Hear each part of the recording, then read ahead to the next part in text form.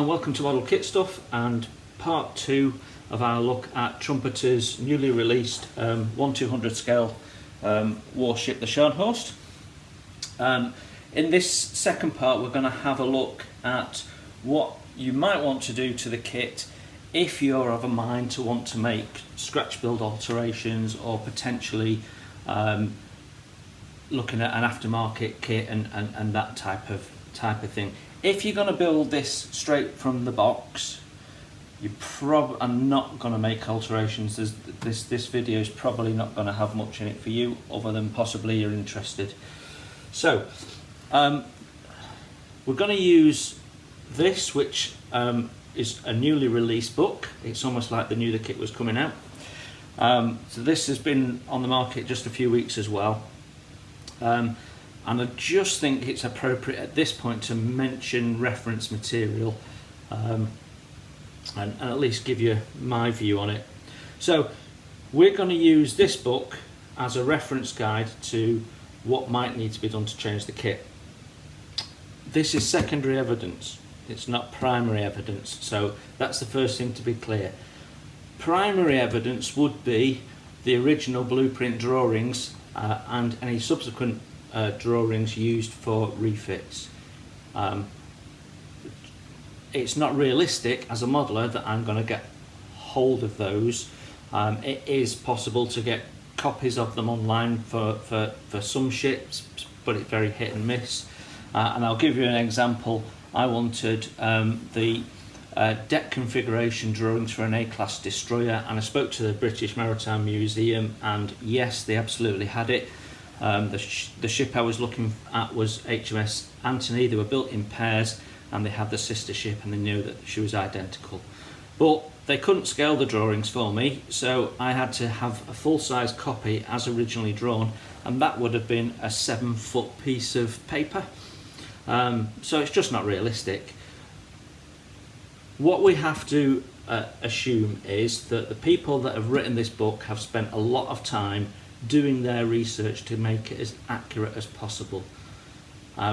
And you could do that research yourself, but you'd be spending the same amount of time as these guys are, and all the time you're spending on the research, you're not doing any modelling, and that's what we're in it for.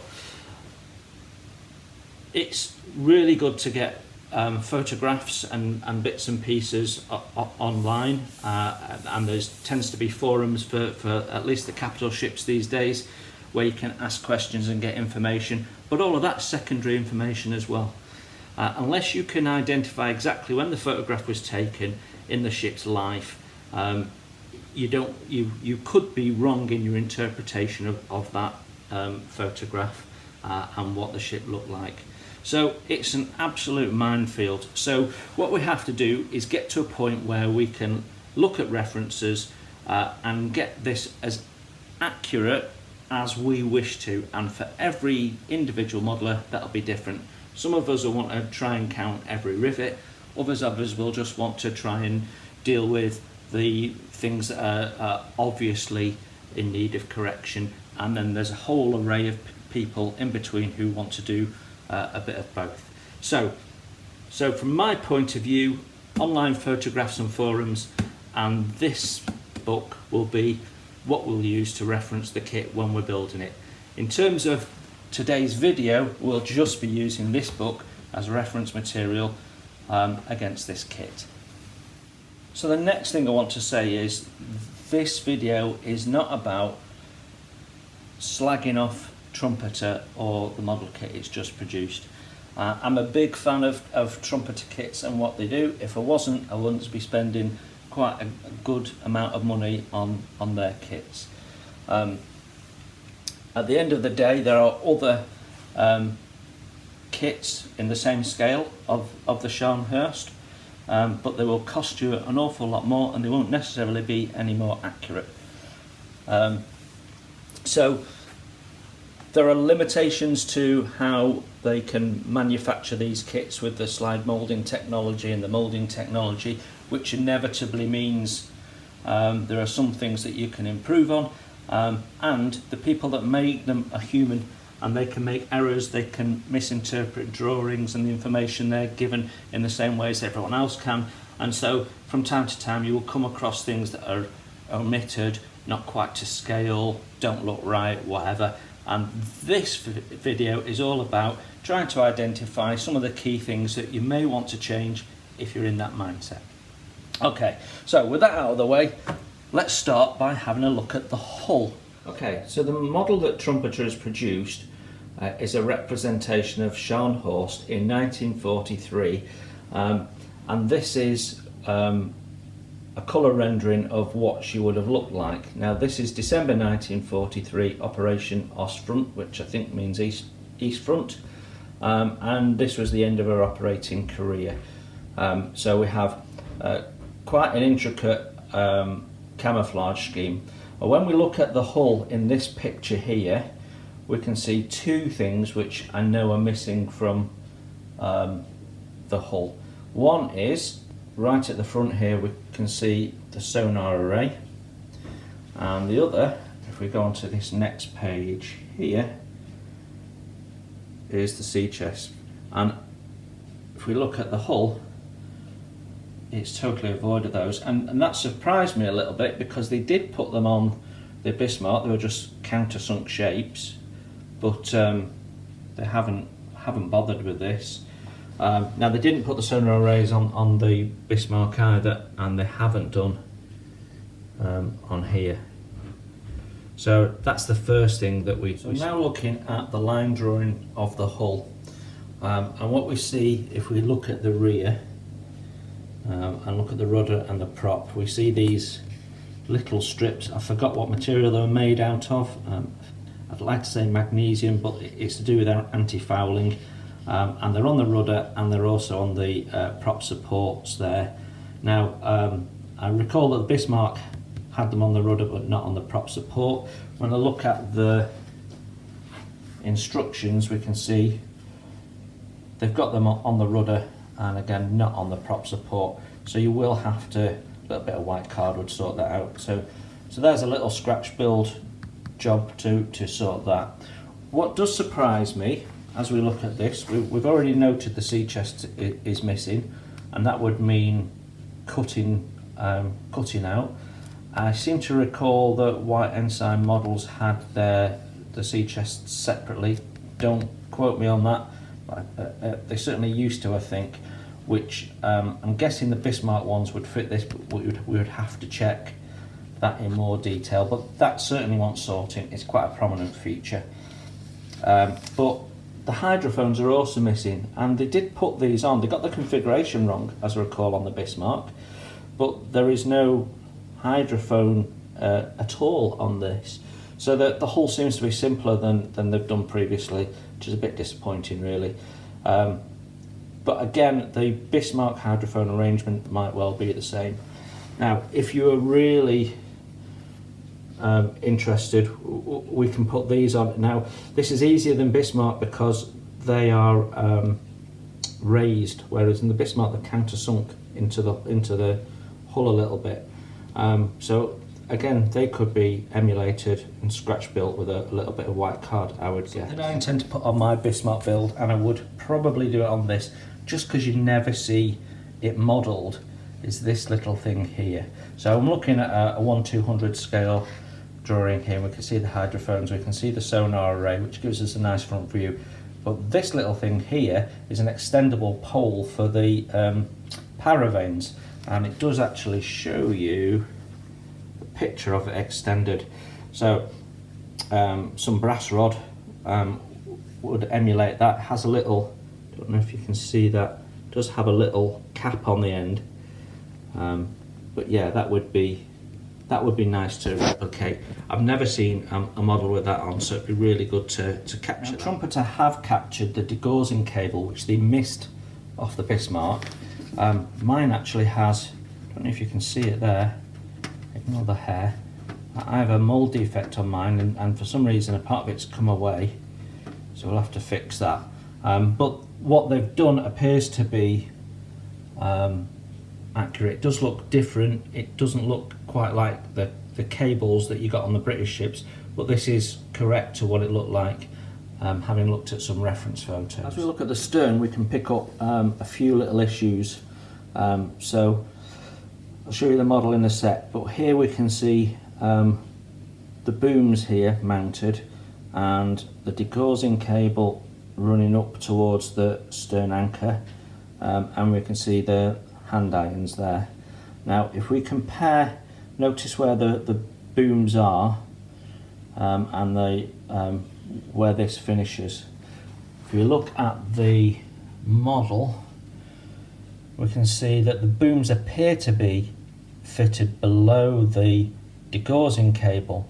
Now actually I think the booms are in the right place there, because if you look at where the degaussing cable finishes, it's finishing at the tip of the anchor, not below the anchor, which would mean that the booms are probably right and this is incorrect, and at some point we're going to have to look at how we straighten that if that's what we wanted to do.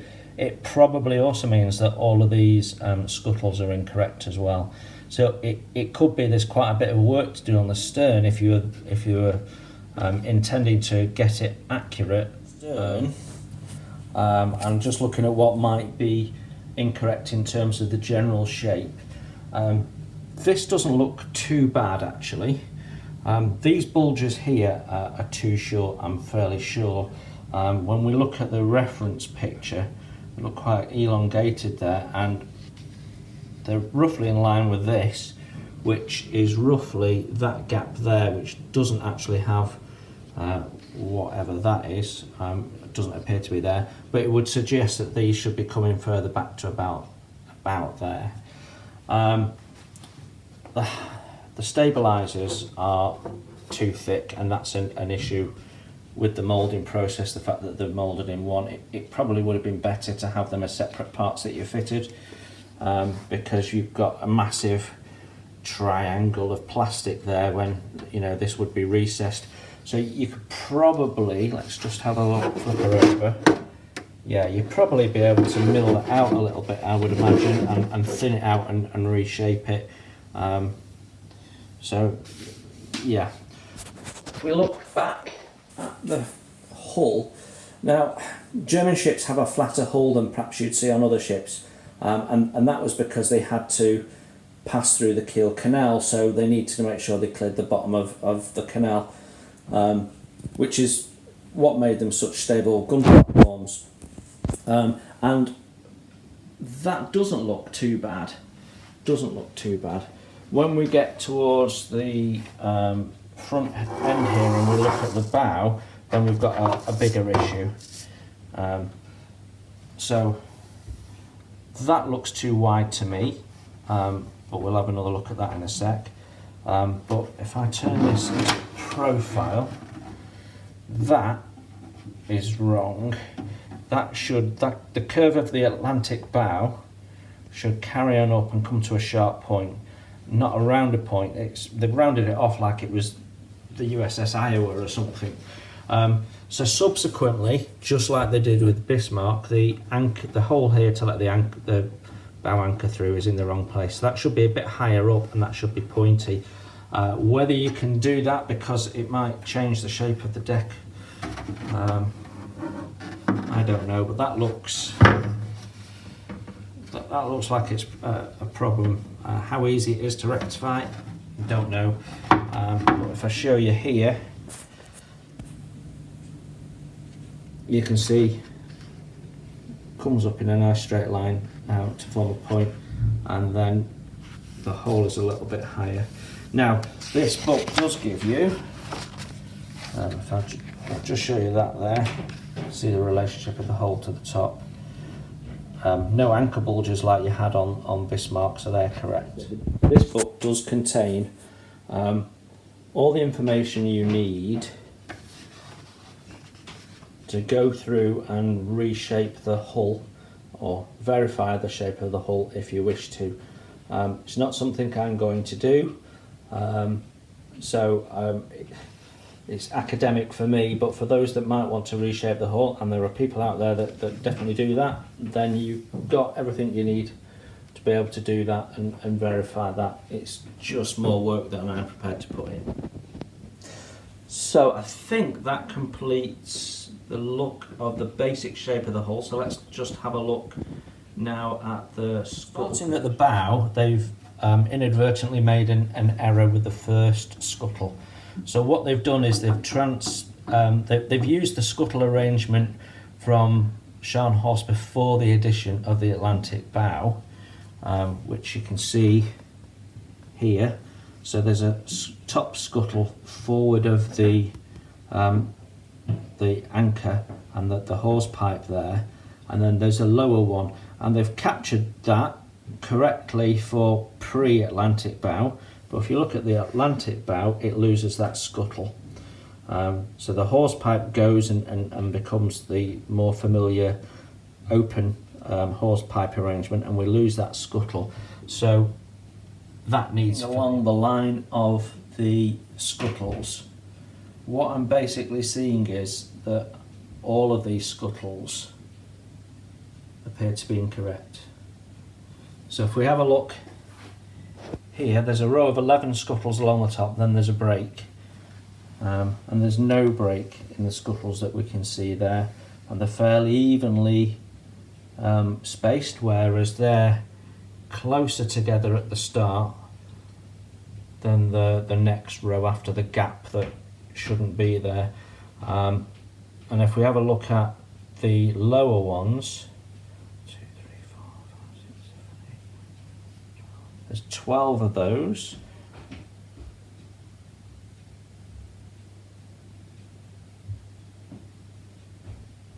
So that's correct. The number of scuttles is correct. The spacing isn't too bad on the bottom ones. So I had a quick look at the references, thought that they maybe got the earlier arrangement, the pre-Atlantic bow, but the scuttles have never looked like that. So I'm not quite sure why that is so incorrect. If we move further down, this gap here and this 2 on their own also doesn't exist. So I can't see, as I go along here, I can't see where there's 2 on their own. Maybe it's those and the spacing's not so good. Then you have this break here, which I'm guessing is this break here. And then you go along, and then there should be 4. So that looks like it's correct. And roughly, when we look at that in relation to the stabiliser, roughly correct. Obviously no measurement's been done here. Then you've got a 2, a 2 and a 3 along the bottom, a 2, a 2 and a 2. So we've got scuttle missing there in the middle of that, I think. Yeah, and then we seem to have extra scuttles before we get to the bottom row of scuttles, which definitely start too late. They should be starting around here and spread out more. So from what I can see, all the scuttles are wrong. View of the hull is, at a bare minimum, you need to fill all the scuttles and re-drill them to give you something that looks a little bit more like a representation. That would be the minimum piece of work to do on the hull, in my view. You may want to take some material out of this bit here, which looks very, very wide. You probably want to take some material out of the stabilisers. You might be able to reshape this with some filler, milliput or something like that. And then you'd probably be not too far off from a scratch build point of view without starting to do major surgery.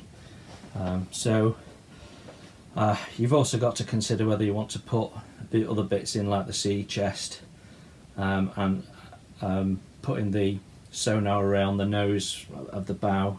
Probably not too difficult. So there's certainly some good level of scratch build on step 1 of the instructions before you actually cut anything off a sprue, I think.